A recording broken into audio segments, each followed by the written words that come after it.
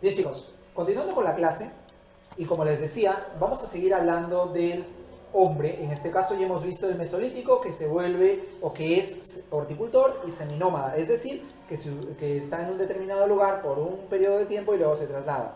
Pero ahora vamos a hablar del neolítico, ¿no es cierto? Hablamos de fecha entre 10.000 a.C. hasta los 3.000 a.C., que es el tiempo de duración. Recordemos que no hay fechas exactas, son aproximaciones. En este caso vamos a hablar de seres humanos, ¿sí?, que ya eran sedentarios. ¿Y qué significa que sean sedentarios? Estamos hablando de personas que viven y se organizan en un determinado lugar. Es decir, ya no se van a quedar por un cierto tiempo, sino que se van a quedar de manera permanente a vivir en ese lugar y a realizar sus actividades. Ahora, ¿gracias a qué se vuelven sedentarios? A dos cosas importantes que ocurrieron para la época. En primer lugar, la agricultura, lo cual acelera el proceso de sedentarización. Quiere decir que el hombre empieza a cultivar maíz, trigo, cebada, entre otras cosas, que hace que se provea de alimento. ¿Sí? Prepara la tierra, se organiza y obviamente eso hace que puedan cosechar y autoabastecerse. Recordemos también que aquí surge la propiedad privada. ¿Por qué? Porque mucho de esta producción en un determinado tiempo es captada y almacenada por una o un pequeño grupo de personas que luego los intercambian con los demás y poco a poco van adquiriendo mayores propiedades y ahí ellos empiezan a pasar a ser la clase dominante, ¿sí? En el caso de la ganadería, también se empiezan a domesticar animales. Por ejemplo, en Asia y Europa se domestica el cerdo, ¿no?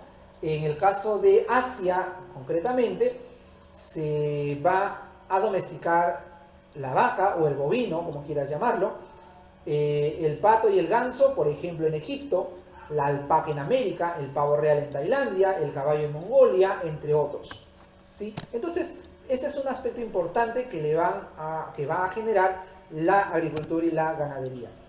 También se van a formar los primeros poblados con muchos habitantes, ¿de acuerdo? Cabe decir, se empiezan a formar las primeras ciudades, siendo la más antigua la ciudad de Çatalhöyük en la meseta de Anatolia, en lo que ahora viene a ser Turquía.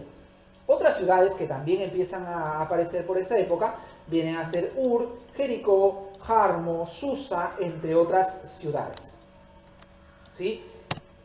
Ahora, se levantaron monumentos, grandes monumentos, obviamente hechos de piedra, por eso lo llamamos megalitos. Entre ellos tenemos los menhires y los dólmenes, ¿no es cierto? Que en realidad, según muchos autores, vendrían a ser una arquitectura funeraria.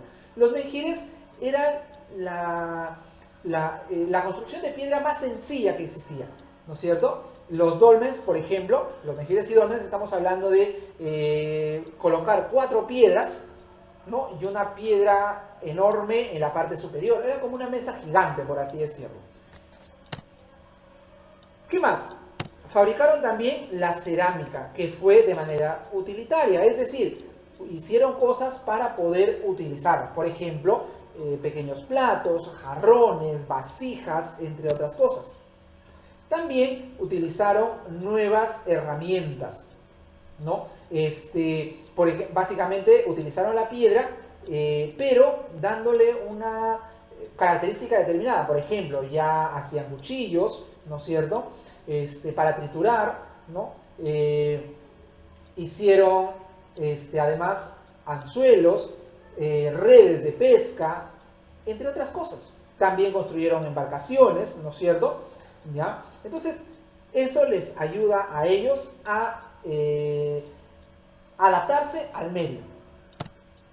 Y también, obviamente, no podemos olvidarnos de los tejidos, de aquello que les permite vestirse, les permite tributar a la clase alta, entre otras cosas. Entonces, este es en resumen, estimados estudiantes, el neolítico. Ahora los invito a realizar su... Les dejo también, chicos, ¿no es cierto? Miren esta imagen donde encontramos o vemos las diferentes actividades que hacen el hombre del neolítico. Si ustedes se dan cuenta, la forma de vestimenta, la lanza, mucho más elaborada. Vemos la siega del trigo, el uso del fuego. También podemos ver cómo se organizan, en este caso hombres y mujeres, para poder realizar el trabajo, la domesticación de animales, la preparación del terreno para el cultivo, la construcción de sus viviendas, entre otras cosas. Y obviamente la cercanía entre los diferentes poblados, ¿sí?